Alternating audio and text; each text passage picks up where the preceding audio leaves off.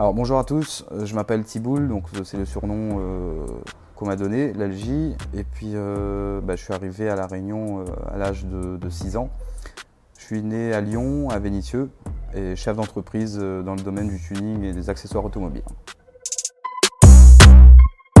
Oui, comme je pense que vous pouvez le voir, hein, on est connu surtout pour faire des courses automobiles, donc 200 et 400 mètres, champion de La Réunion en 2017.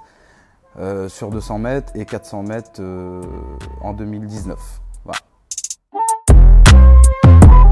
Alors en fait, après la victoire de 2019, avec le JAP 974, donc l'association qui organise les runs sur l'île de La Réunion, et la Fédération française du sport automobile et la Ligue réunionnaise, on avait eu pour projet qu'on puisse envoyer un ou deux champions justement vers la Grande Île et affronter les meilleurs de la Grande Île. Donc de ce fait, ils ont décidé que je partirais pour Madagascar, mais avec la crise sanitaire, on n'a pas pu justement finaliser ce projet.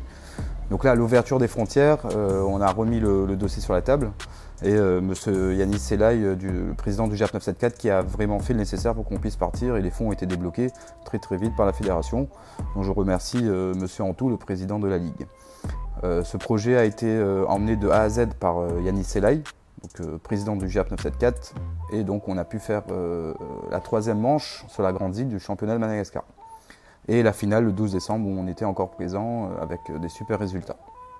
Voilà.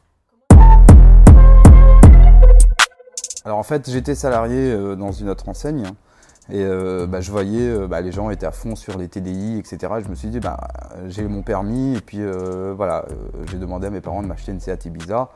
Et j'ai commencé là-dedans. Donc, je pense que la plupart des gens m'ont connu sur ce véhicule-là. C'est l'Ibiza jaune FR. C'est de là que j'ai commencé la vraie passion. Donc, pour pas mentir sur le sujet, on accélérait beaucoup sur route. On faisait des boosters sauvages. Et après, on a été sensibilisé justement par le JAP et de rentrer vraiment dans une compétition sur route fermée. Donc après ça, j'ai pu évoluer, et puis après le championnat, je me suis dit on va chercher un petit peu de poids au niveau du véhicule. Donc on a pris une petite Seat Arosa et puis on a transféré le moteur sur la petite Arosa. Donc pour gagner un peu de kilos et puis voir ce qu'on pouvait réaliser en performance. J'ai commencé, j'avais à peu près j'avais 19 ans quand j'ai commencé vraiment à rentrer dans le domaine de la pousse sauvage comme on dit.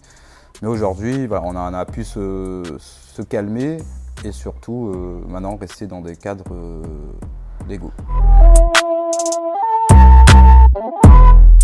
Je ne me considère pas comme professionnel, mais voilà, on a appris beaucoup de choses. Le run, ça ne se prépare pas comme ça. Il y a une préparation moteur, il y a une préparation physique, faut bien apprendre le feu. Il y a beaucoup de choses. Il y a beaucoup de paramètres qui rentrent en jeu.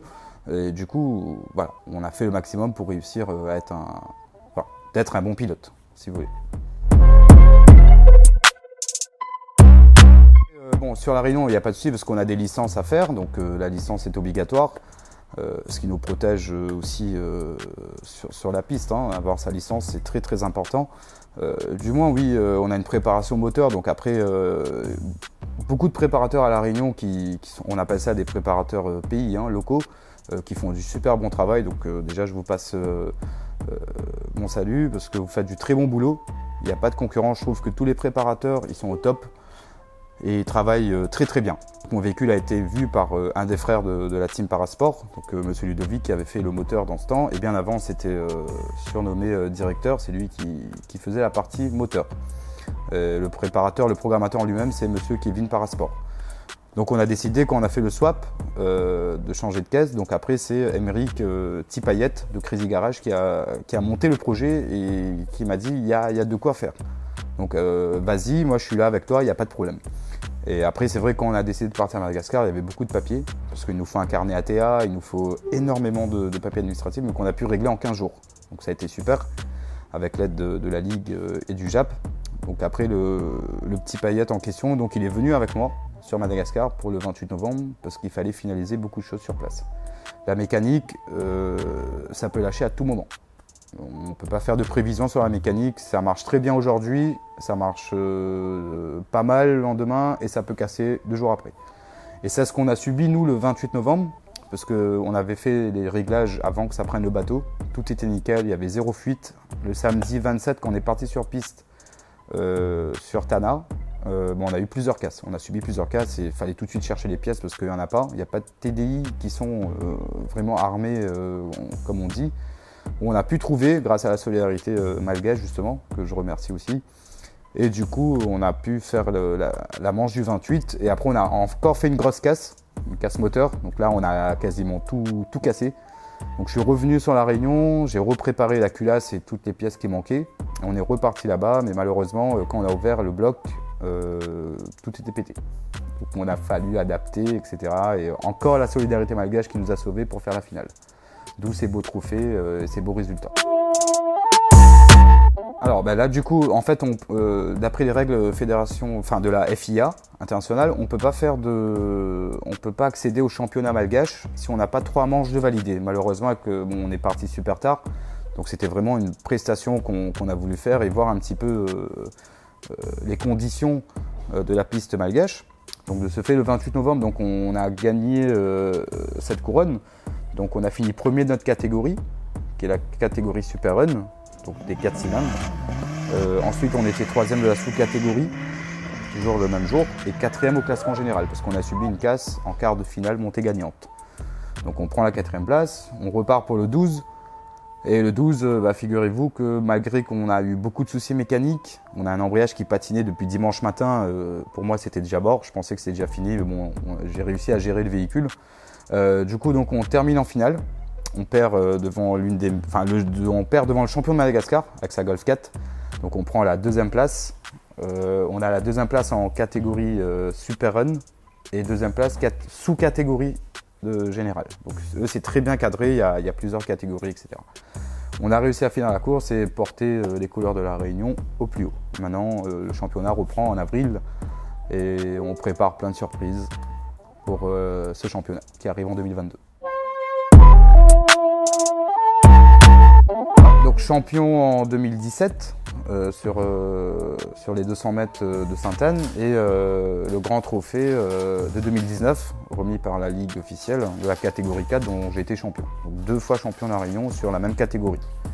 Voilà. Le préparateur me demande maintenant d'évoluer et de faire maintenant de faire une surprise sur Madagascar. On a commandé des pièces forgées. On ne citera pas toutes les pièces parce que voilà, c'est un petit secret qu'on est en train de monter et vraiment on veut récupérer le titre de champion de Madagascar dans une des catégories qu'ils ont en place. Pour moi, un run, déjà c'est la fraternité avec tous les pilotes. Ça c'est la base, il faut pas que les pilotes oublient ça. On est tous ensemble pour une seule passion. Après, pour moi, le seul concurrent, ce ne sont pas les pilotes, mais c'est le chrono. Le chrono reste, c'est l'ennemi numéro 1, il faut l'abattre. Donc l'objectif de Madagascar est là, et de faire descendre le chrono, soit d'arriver au meilleur chrono de Madagascar, à 1 seconde près, ou alors vraiment le faire descendre. C'est l'objectif principal. Et c'est vrai qu'en diesel, là-bas, on a fait quand même de belles performances sur un bloc moteur stock, sans NOS, sans méthanol. Et l'année prochaine, on prévoit vraiment de mettre le paquet, de faire quelque chose sur Madagascar.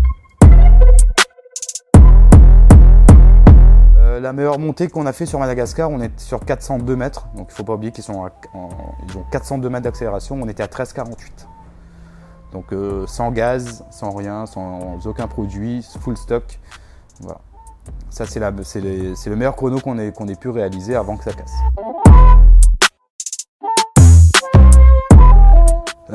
Si je dis pas de bêtises, il tourne entre 10 et 11.